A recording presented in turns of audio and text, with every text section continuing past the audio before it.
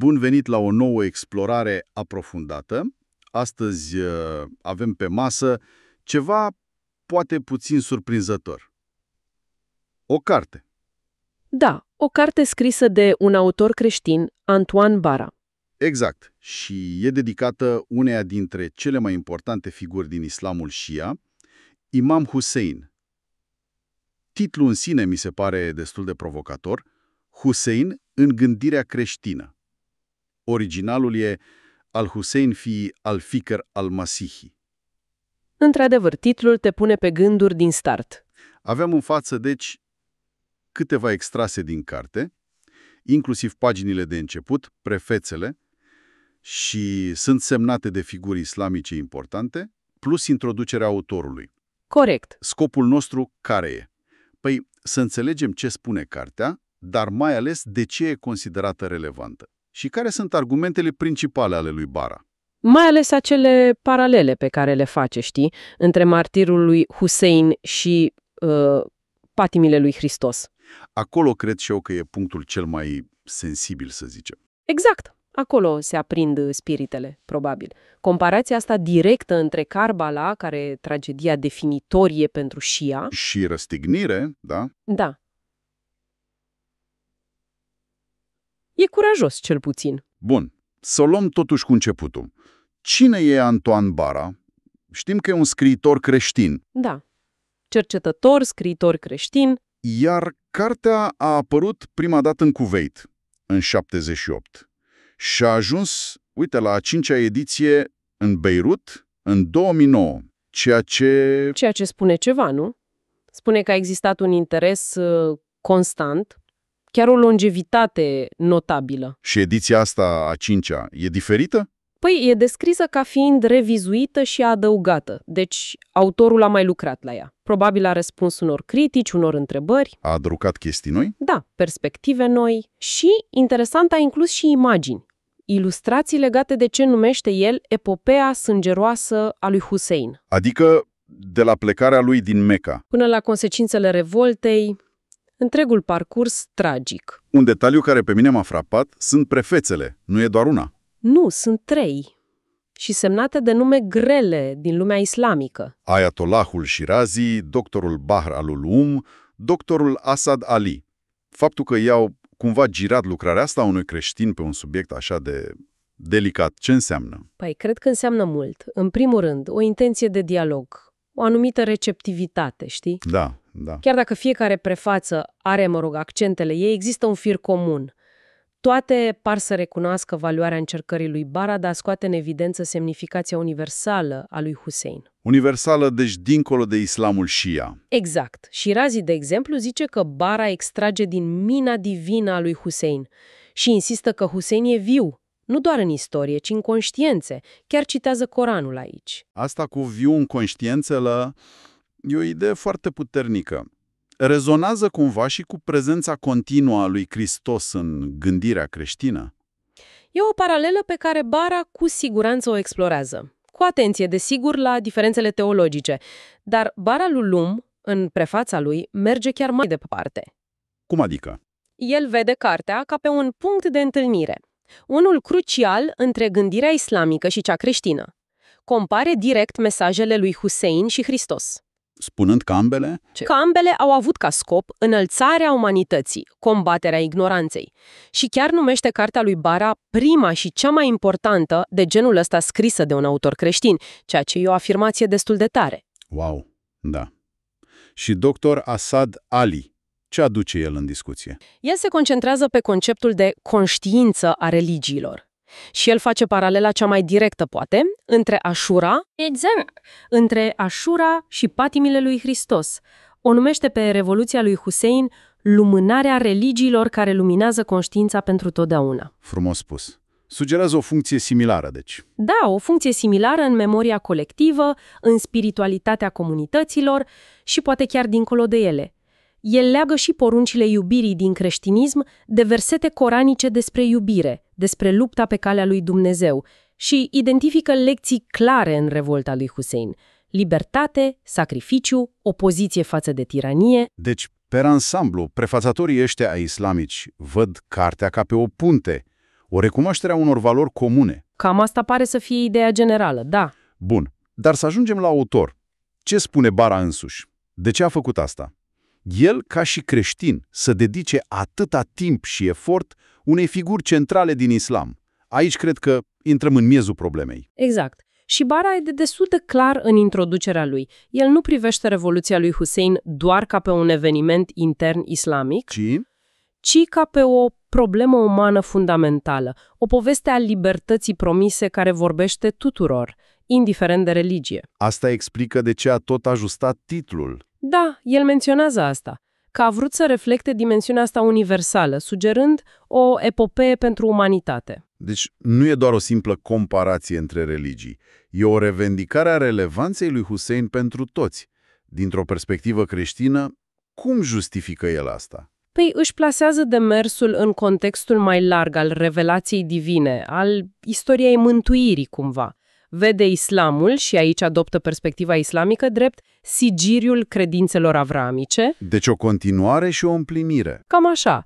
Și atunci, explorarea unei figuri ca Hussein devine, pentru el, o cale de a înțelege desfășurarea acestui plan divin, dar recunoaște, foarte onest, dificultatea. Provocarea de a fi creștin și a scrie despre asta. Da, și sensibilitatea subiectului. Comparațiile cu Hristos sunt delicate. Insistă pe obiectivitate, pe evitarea părtinirii, dar și pe conștientizarea încărcăturii emoționale. Și ca metodă, ce folosește? Vorbește despre cercetare aprofundată, analiză critică, sinteză. Dar menționează și alegerea unui limbaj, unul literar, elevat, care să fie potrivit cu profunzimea temei. Ok. Cadrul e destul de clar acum. Hai să intrăm în detalii concrete. Care sunt paralelele astea cheie pe care le construiește Bara între Hussein și Hristos? Spuneai că aici e punctul fierbinte. Da, aici e miezul argumentației comparative. Cred că le putem grupa în câteva teme mari pe care le dezvoltă în carte. Prima, și cea mai evidentă, e sacrificiul și martiriul. Asta era de așteptat. Da. Comparația e foarte directă. Ambii sunt văzuți ca figuri care acceptă suferința și moartea. Voluntar, pentru principii mai înalte, adevăr, dreptate, credință în Dumnezeu. Bara analizează în detaliu evenimentele de la Karbala. Poate ar trebui să reamintim rapid contextul Karbala, Yazid, pentru cine nu e familiarizat. Sigur, foarte pe scurt. Karbala e locul din Irakul de azi unde a avut loc masacrul în 680. Hussein, care era nepotul profetului Mohamed, contesta legitimitatea califului Yazid, Pe care îl considera corupt, tiranic, o abatere de la islamul originar. Exact. A refuzat să-i jure credințe lui Yazid și a plecat spre Kufa, unde spera să găsească sprijin, dar a fost interceptat și înconjurat la Karbala de armata califului. El și un grup mic de susținători, inclusiv familia lui. Și au fost uciși acolo. Un eveniment comemorat anual de Shia în timpul Ashurei. Da, o perioadă de doliu foarte intens. Ei bine, Bara compară această jertfă asumată a lui Hussein și a celor apropiați cu patimile lui Hristos, subliniind ideea de acceptare a destinului tragic din iubire. Iubire pentru Dumnezeu și pentru dreptate. Deci sacrificiu voluntar, ok. Ce altceva? O a doua paralelă importantă este revolta împotriva tiraniei. Ambii sunt prezentați ca figuri care au înfruntat autoritățile nedrepte ale timpului lor. Hussein versus Yazid, clar, dar Hristos. Hristos, în interpretarea lui Bara, și nu e singurul care o face, e văzut opunându-se formalismului, ipocriziei unor lideri religioși și, implicit, colaborării cu puterea romană, care era opresivă. Deci mesajul e că adevărata credință poate cere confruntarea cu nedreptatea. Da, chiar cu riscul vieții. Asta pare să fie ideea. Și Bănuiesc vorbește și despre universalitatea mesajelor lor. Asta reieșea și din prefețe. Absolut, e al treilea punct forte. Universalitatea și iubirea. Bara argumentează că, deși acționează în contexte religioase clare, specifice, Creștinism și islam, mesajul și exemplul lor centrate pe iubire față de Dumnezeu, față de oameni, pe compasiune, dreptate, libertate, depășesc aceste contexte. Vorbesc direct conștiinței umane, oricărui om. deși exemple concrete, citate. Da, pune în oglindă citatul acela faimos atribuit lui Hussein: Nu m-am revoltat din răutate, nici pentru corupție, nici pentru tiranie, ci m-am revoltat pentru reformă în națiunea bunicului meu. Îl punem paralel cu învățăturile lui Hristos despre iubire, despre sacrificiul de sine. Până aici pare destul de logic, ca o analiză comparativă a figurilor eroice, martirice. Dar cum împacă diferențele teologice, care sunt totuși fundamentale?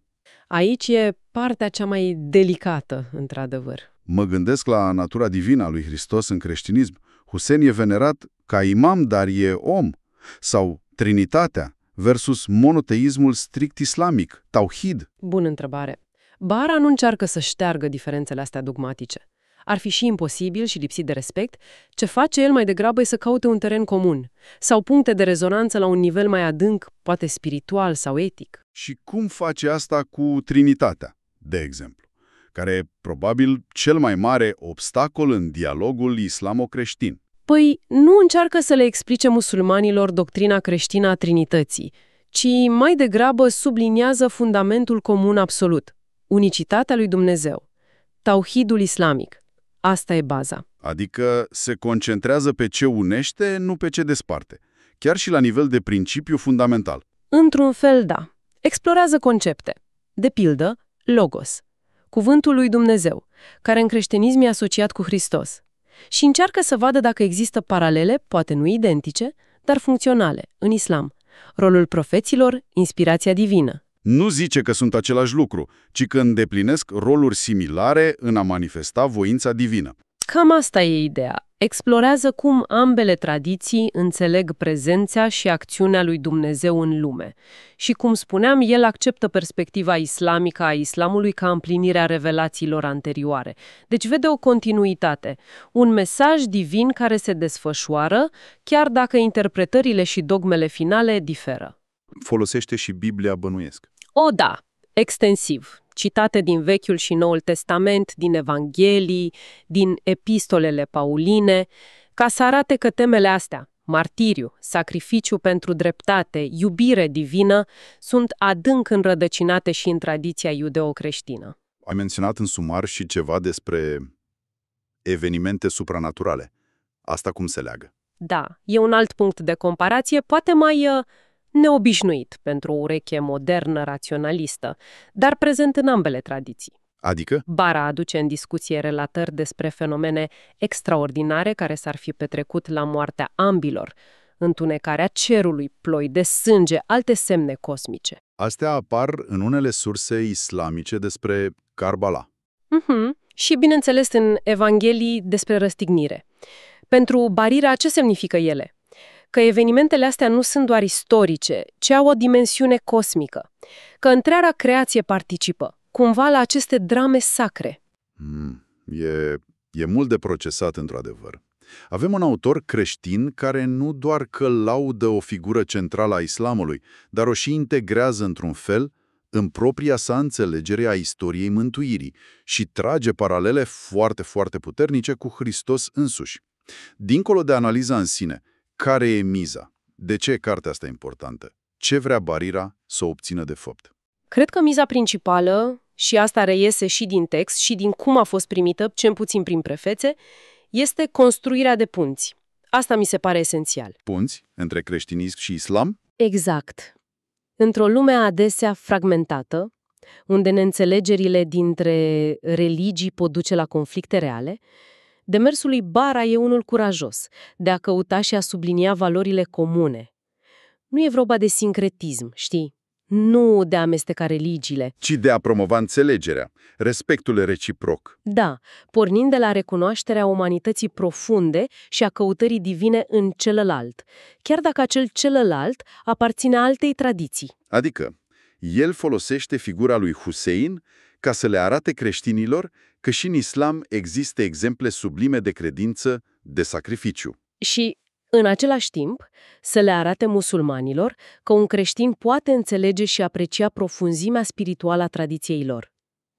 Cred că da. E o invitație la dialog. L-a privit dincolo de stereotipuri, de dogmele rigide. Tocmai, iar faptul că erudiții islamici au prefațat cartea arată că invitația asta nu a rămas fără ecou, cel puțin în anumite cercuri, Cartea tratează islamul și creștinismul nu ca adversari, Ci ca religii surori. da, cu o origine comună, avramică, și cu multe aspirații etice și spirituale comune, chiar dacă teologiile diferă, și diferă semnificativ.